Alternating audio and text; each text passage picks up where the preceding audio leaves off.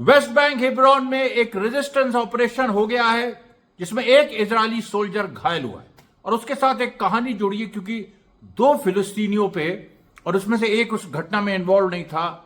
IDF ने गोली चलाई, उसको लेके बहुत बड़ी एक कंट्रोवर्सी हो गई। आईडीएफ को भी अपनी गलती माननी पड़ी। अब दूसरी बात, गाजा में आज सिविलियंस फिर शहीद हुए, करीब 5, और उसमें एक बच्चा था जिसको लेके एक बहुत हृदयवर्धक माहौल बना।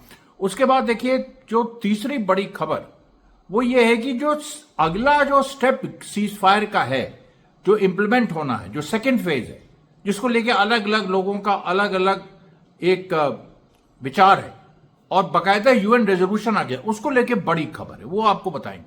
चौथा देखिए, कल 8 दिसंबर है, 8 दिसंबर 2025, यानी 8 दिसंबर 2024 को असद रिजीम गिरी थी।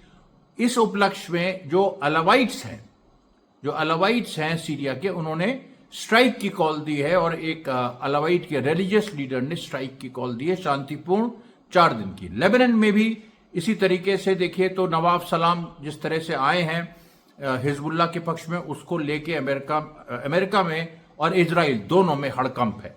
नेतन्याहू ने के यहां आज जर्मनी के चांसलर विजिट करने आए और लेकिन एक अनहोनी, एक बड़ी अद्भुत घटना हो गई और मतलब नेतन्याहू ने एक अजीब सी बात कही जिसको लेके बड़ा टेंशन है।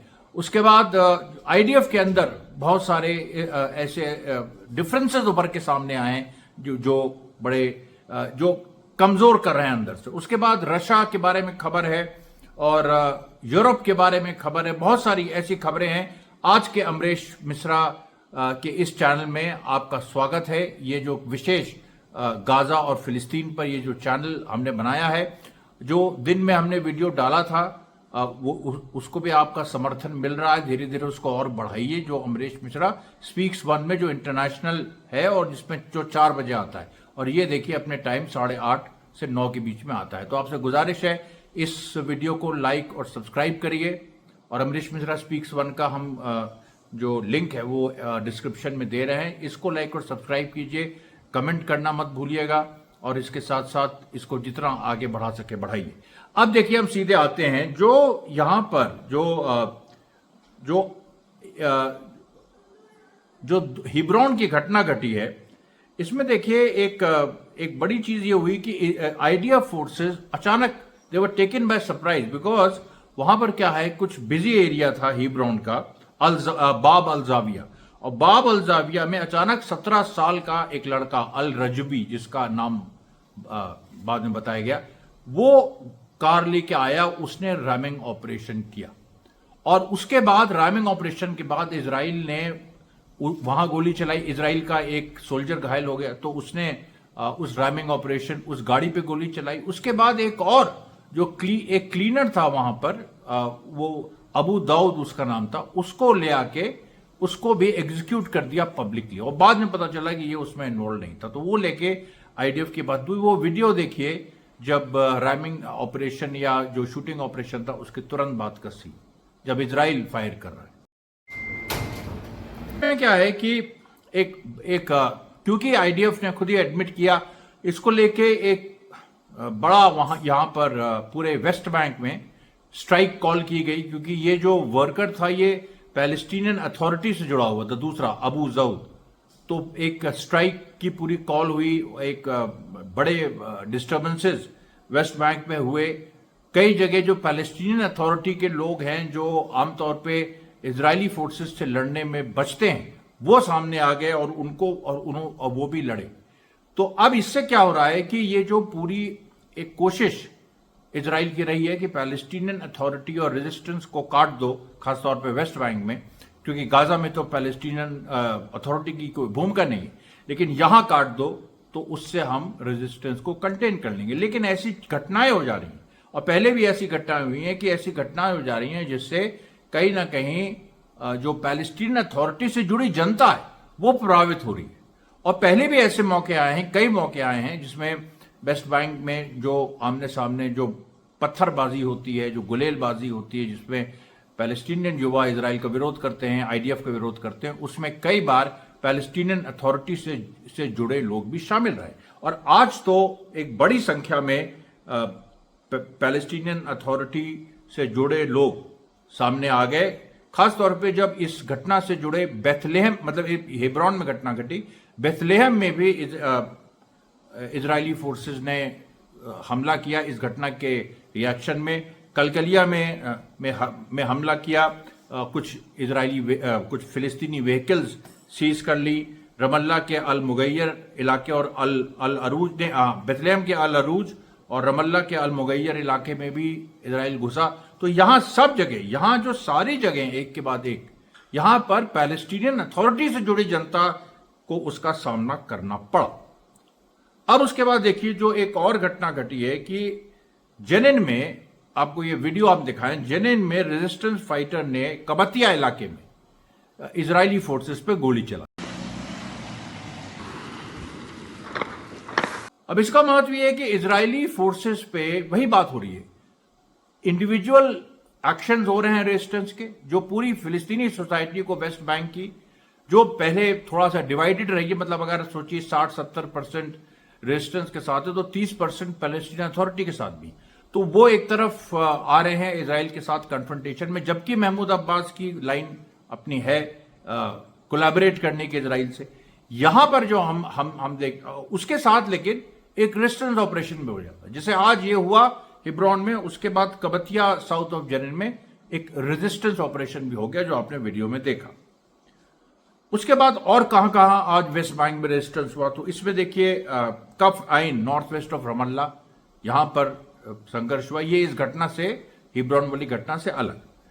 कफ आइन नॉर्थ वेस्ट ऑफ रमल्ला में हुआ, फिर जियोस कलकलिया में हुआ, फिर अल मिजरा अल गरबिया नॉर्थ वेस्ट ऑफ रमल्ला में हुआ, फिर ओल्ड सिटी नाब्लिस, वहां पर आईडीएफ फोर्सेस ने घुसने की कोशिश की। ओल्ड सिटी नाब्लिस में कुछ आईडीएफ ने पिछले कुछ दिनों में, यानी पिछले हफ्ते, उन्होंने कुछ जो आर्टिफैक्ट्स हैं, जो बहुमूल्य जो कुछ मूर्तियां हैं, अब क्योंकि सारे इलाके बहुत पुराने हैं, बिब्लिकल टाइम्स में इनका मेंशन मिलता है, हजारों साल, तो यहां पर बहुत हर तरह के यहां पर मॉन्यूमेंट्स मिल जाएंगे आपको, कुछ पत्थर मिल जाएंगे, कुछ मूर्तियां मिल जाएंगी पुरानी, तो वो सब इजरायली सोल्जर्स चोरी कर रहे थे। आज वैसे ही एक इजरायली जो ग्रुप था उसने कुछ ऐसे वहां से थेफ्ट करने की कोशिश की, जिसको लोगों ने पकड़ा और उसके बाद संघर्ष हुआ। उसके बाद अल जबरियत जो नेबरहुड जेनिन में है, वहां पर जबरदस्त एक स्टैंड ऑफ हुआ। फिर अल अराउज एरिया जो ने बताया बेथलेहम में, वहां तो हुआ ही। फिर आप देखिए जो कॉम्प्रिहेंसिव स्ट्राइक जो कि पैलेस्टीन अथॉरिटी ने खुद कॉल की, उसके चलते पूरी तरह से ये इलाका वेस्ट बैंक का डिस्टर्ब रहा। फिर आप देखिए जो एक जगह और, कलकलिया के जेनिस फोर्थ ईस्ट ऑफ कलकलिया, यहां पर इजरायली व्हीकल्स पे पत्थर बरसाए फिलिस्तीनी युवाओं ने। फिर गाजा में देखिए जो आईडीएफ एयरफोर्स है, इसने वेस्ट ऑफ राफा में अटैक किया, जिसको पैलेस्टीनियन रेजिस्टेंस ने वायलेशन बताया, कतार ने भी वायलेशन बताया, उसके बारे में बात करेंगे आगे। फिर एक और जगह अल मगाजी जो कैंप है, वहां भी इजराइल ने एयर स्ट्राइक की। फिर राफा में इजराइल ने एयर स्ट्राइक की। इसी तरीके से देखिए ये जो 3-4 एयर स्ट्राइक्स हुई, इसी में 5 गाजा के सिविलियन शहीद हुए, और जिसमें एक बच्चा भी था, जिसको लेके मैंने आपको बताया कि वो अचानक उसकी चपेट में आ गया। और ये एक ऐसी चीज है जो अभी आप देखिएगा आगे जब हम लोग बात करेंगे सेकेंड फेज की, गाजा की जो सीज फायर है उसका जो सेकेंड फेज है, उसको लेके ये सब बातें भी हुई कि इजरायली फोर्सेस फायर कर रही हैं और लोग चपेट में आ रहे हैं, इससे कैसे निजात पाई जाए। एक खबर इसमें यह है, देखिए कि एक इजरायली सोल्जर जो कि देखने में बहुत आपको अच्छा खासा लगेगा, मुस्तंड में कहने वाला अच्छा खासा लगेगा, मतलब वो बिल्कुल जैसे सोल्जर्स होते हैं, वो सुसाइड टाइप नहीं है, आप देख लीजिए। ये जो नहरे बरजानी इसका नाम है, इसने आत्महत्या कर ली, और इसने ये कहते हुए आत्महत्या कर ली कि हम ट्रॉमा में हैं जो हमने गाजा में किया। अब आप बताओ, ये साफ आपके सामने एक मिसाल है। दूसरी मिसाल, हिंद रजब फाउंडेशन ने एक और इजरायली सोल्जर जो स्पेन में छुट्टी मना रहा था, और हिंद रजब फाउंडेशन इंटरनेशनल फाउंडेशन है जो उस बच्ची के नाम पे है जिसको इजरायली सोल्जर्स ने, अब तो यूएन भी मानता है कि उसको गन डाउन किया था। अब उसके नाम पे कई इजरायली सोल्जर्स जो बाहर छुट्टी मनाते हैं उनके खिलाफ हिंद रजब फाउंडेशन एफआईआर फाइल करवाता है। स्पेन में ऐसे ही एक बिनिया नाहुम नाम का सोल्जर छुट्टी मना रहा था और कंफर्म हुआ कि वो किफ्र ब्रिगेड का हिस्सा था जो कि गाजा के ऑपरेशन में इन्वॉल्व थी। तो हिंद रजब फाउंडेशन ने उसके खिलाफ स्पेन में एफआईआर लिखाई और ये सारी बातें देखिए सामने आई, एफआईआर लिख भी गई। और इससे अब एक जुड़ी बात बताते हैं आपको कि यूरोविजन जो कॉन्टेस्ट होता है हर साल और पिछले साल भी बहुत कंट्रोवर्शियल था, उसमें इजराइल ने कुछ मैनिपुलेशन करके, और सोचिए ये किसने कहा, ये स्पेन के एक राजनीतिक आदमी ने कहा कि इजराइल ने मैनिपुलेशन करके यूरोविजन कॉन्टेस्ट में अपनी एंट्री करवा ली। वो वोटिंग से होती है, तो पिछली बार भी ऐसे ही हुआ था, इजरायली पार्टिसिपेंट को शायद सेकंड या फर्स्ट मिला था, तो वो भी मैनिपुलेशन से। लेकिन इस बार तो सेकंड फर्स्ट छोड़िए, इस बार तो एंट्री मैनिपुलेशन से करवाई, क्योंकि इजराइल का बॉयकॉट होने वाला था। और जब इजराइल की एंट्री हो गई तो स्पेन से लेके तमाम जो वेस्टर्न देश हैं उन्होंने पार्टिसिपेट करने से मना कर दिया। उसी के साथ ही साथ देखिए जो स्लोवेनिया है, स्लोवेनिया एक देश है ईस्टर्न यूरोप में, उसके भी जो मिनिस्टर हैं, अभी जो गवर्नमेंट है, उनका बयान आया है कि वो कि स्लोवेनिया में अगर कोई इजरायली आया, कोई आईडीएफ का या आईडीएफ उसका लिंक, क्योंकि स्लोवेनिया एक टूरिस्ट डेस्टिनेशन भी है, तो स्लोवेनिया में अगर कोई इजरायली आया, कोई टूरिस्ट आया, कोई इस तरह से जो आईडीएफ से जुड़ा, या नेतन्याहू बेंजामिन नेतन्याहू बेन गिविर या स्मोत्रिच आए, तो इनको गिरफ्तार कर लिया जाएगा। ये देखिए एक महत्वपूर्ण बात हुई। उसके बाद अभी जो गाजा पीस प्लान में, अब हम उस मुद्दे पे आते हैं, 2803 जो रेजोल्यूशन अभी पास हुआ है, जिसमें ये बात हुई है कि इंटरनेशनल स्टेबलाइजिंग फोर्स गाजा में स्टैब्लिश होगी, एक बोर्ड ऑफ पीस बनेगा जिसको ट्रंप हेड करेगा, और कतर, टर्की और इजिप्ट के माध्यम से यहाँ पर एक ऐसा एक फोर्स बनाई जाएगी जिसका काम होगा वहाँ पर मतलब एक तो उसका काम होगा सिक्योरिटी देना। अब सिक्योरिटी देना वो इसी पे डिबेट है, और ये भी है कि ये बोर्ड ऑफ पीस के अंडर एक पैलेस्टीनियंस की टेक्नोक्रेटिक कमिटी बनेगी जो day to day affairs handle करेगी। पैलेस्टीनियंस की टेक्नोक्रेटिक कमिटी या पैलेस्टीनियन टेक्नोक्रेट्स की कमिटी, इस पे तो रेजिस्टेंस भी राजी, मतलब पैलेस्टीनियन रेजिस्टेंस भी राजी है। लेकिन इस सवाल पे कि ये जो हम रेजिस्टेंस को डिसआर्म करने की बात, इसको लेके एक बड़ा विवाद खड़ा हो गया है, क्योंकि इसमें देखिए सीधी बात आ गई है कि वो प्रैक्टिकल नहीं है, कोई तैयार नहीं हो रहा है। आज भी इस पे काफी बहस हुई, और इस पे जो इजिप्ट का कहना था कि ये जो फोर्स है इसका काम पीस एनफोर्स करना नहीं है, इसका काम है पीस को, शांति की तरह से लाना। यानी ये नहीं कि गोली चला के आप शांति लाइए, इसका काम है शांति को एक शांतिपूर्ण तरीके से लाना। उसके बाद कतर के भी जो प्राइम मिनिस्टर हैं अल थानी, उन्होंने कहा कि ये जो फोर्स है इसका काम रहेगा कि जो इजरायली फोर्स जहां है और जो फिलिस्तीनी जहां है, और जो कई बार घुल मिल जा रहा है जिसकी वजह से इजराइल बम्बार्डमेंट भी कर रहा है, हालांकि ये वजह केवल नहीं है, कुछ इंटेंशन भी इजराइल का इस तरह से है, लेकिन उन्होंने कहा है कि फिर भी इस तरह की घटनाओं को बंद करने के लिए ये फोर्स सेपरेट करेगी, इजरायली का जोन क्या है और फिलिस्तीनियों का जोन क्या है, जो येलो जोन है, जो रेड जोन है, इसको ठीक से सेपरेट करेगी। ये इन्होंने कहा। इन्होंने भी डिसआर्ममेंट की बात नहीं की। यूरोपियन यूनियन की बड़ी ऑफिशियल हैं काजा कलास, उन्होंने कहा कि कोई तैयार नहीं है रेजिस्टेंस को डिसआर्म करने के लिए, तो अब क्या किया जाए। तो उन्होंने कहा पैलेस्टीनियन पुलिस फोर्स तैयार की जाए, यूरोपियन यूनियन इसको ट्रेन करेगा। अब यूरोपियन यूनियन इसको ट्रेन करे, इस पर नेतन्याहू राजी नहीं है, इस पे ट्रंप राजी नहीं है, ये भी एक बड़ा इशू है। नेतन्याहू तो इस बात पे भी राजी नहीं है कि टर्की की उसमें कोई भूमिका हो इंटरनेशनल स्टेबलाइजिंग फोर्स में, क्योंकि इजराइल का मानना है कि टर्की, कतर या इजिप्ट अगर उसमें वो लोग आए तो फिर वो अंदर खाते रेजिस्टेंस का साथ देंगे, ये इजराइल का कहना। तो अगर ये नहीं आएंगे तो कौन आएगा, क्योंकि ट्रंप के पीस प्लान में सीधी बात है कि अरब स्टेट्स के साथ मिलकर ही कुछ होना है। अरब स्टेट्स के बिना ऐसा नहीं होगा कि बाहर से कोई इंटरनेशनल स्टेबलाइजिंग फोर्स आएगी। और मैंने बताया था अजरबैजान ने मना कर दिया, पाकिस्तान ने मना कर दिया कि हम भेज तो सकते हैं लेकिन हम डिसआर्म नहीं करेंगे रेजिस्टेंस को, हमसे इस तरह का काम ना लिया जाए। तो ये देखिए एक जेन्युइन समस्या आ गई है पूरे सब जगह। अब आप फ्रांस से लाइए, आप कहीं से लाइए, वो तो संभव ही नहीं है, क्योंकि वहां तो सीधी बात हो जाएगी, गोरे अगर आ गए और फिर तो वही बात हो जाएगी कि जो कॉलोनियल एरा था, जब ब्रिटिश रूल था, मैंडेट था, फिर वो पूरी डेविटी शिफ्ट हो जाएगी। उसको दुनिया कोई नहीं मानेगा। भारत जैसा देश जो इजराइल के साथ है काफी हद तक, मतलब वो तो मैं बता चुका हूं, जो इंडिया की कॉम्प्लिकेटेड एक स्ट्रैटेजी है दो तरफा, लेकिन जो इजराइल के साथ भी उसको भी इसका विरोध करना पड़ेगा कि गोरे वहां पर आके और एक पैलेस्टीनियंस पे वहां पर एक इम्प्लीमेंट करवाएं या कोवर्शन करें या किसी भी तरह का कोई काम करें, पीस को वहां पर मेंटेन करें, वो संभव ही नहीं है। मिक्स्ड फोर्स आपको लानी पड़ेगी। मिक्स्ड फोर्स के लिए कोई तैयार नहीं। अब भारत से ही क्या भारत माने? कभी नहीं माने। वो जानता है इस बात को कि वो कोई इसमें केवल फंसाने। आईपीकेएफ का एग्जाम्पल सामने है जो श्रीलंका में। तो ये सारी चीजें देखिए एक बहुत ही एक ऐसी सिचुएशन बना रही हैं जिसको देखिए, टू बी फेयर, रेजिस्टेंस ने पहले कहा था, रेजिस्टेंस ने कहा था कि ये इसीलिए देखिए उन्होंने ट्रंप के पीस प्लान को माना था कि भाई ठीक है, इससे जंग रुकेगी और सीज फायर होगा। हालांकि उसमें इजराइल वायलेशन करेगा, वो कर रहा है, लेबनान में भी किया है उसने, अब तो यूनिफिल की ट्रूप्स तक ने कह दिया है, यूएन एजेंसीज ने भी कह दिया है। लेकिन उसने कहा कि ये जो सोच रहे हैं ये लोग कि जाके इससे बहुत ज्यादा एक मतलब इंप्लीमेंट कर लेंगे या इससे रेजिस्टेंस को बहुत नुकसान होगा, इस तरह की कोई स्थिति नहीं बन पाएगी।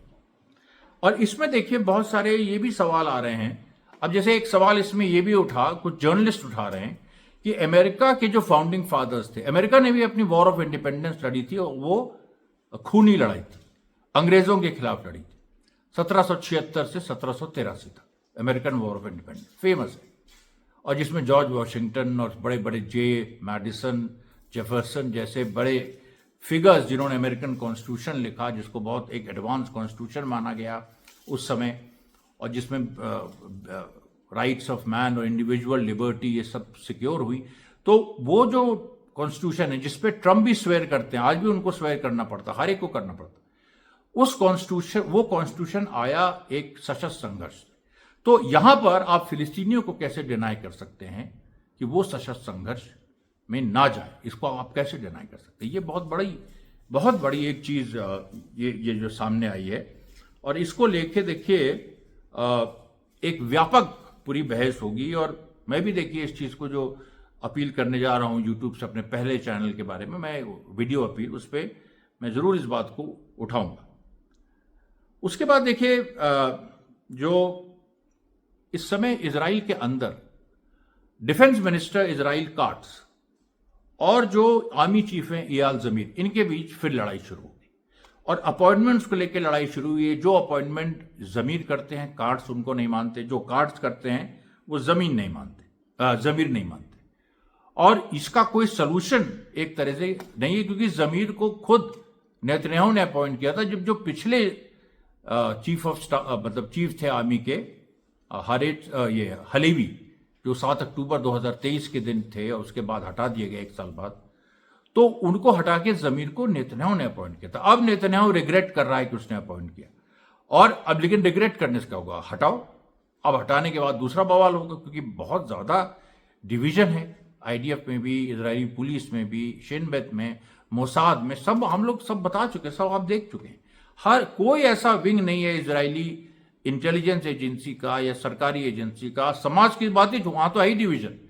जुडिशरी तो खिलाफ है बहुत हद तक नेतन्याहू के, अभी तक नेतन्याहू को पार्डन नहीं मिला है। ये सारी चीजें ऐसी हैं जो बड़ी सिचुएशन को कॉम्प्लिकेटेड बना रही। उसके बाद आज जर्मन चांसलर आज गए इजराइल। जर्मनी ने पहले इजराइल को काफी कंडेम कर चुका था पहले, जब पीस प्लान जब ट्रम्प का आया उसके जस्ट पहले।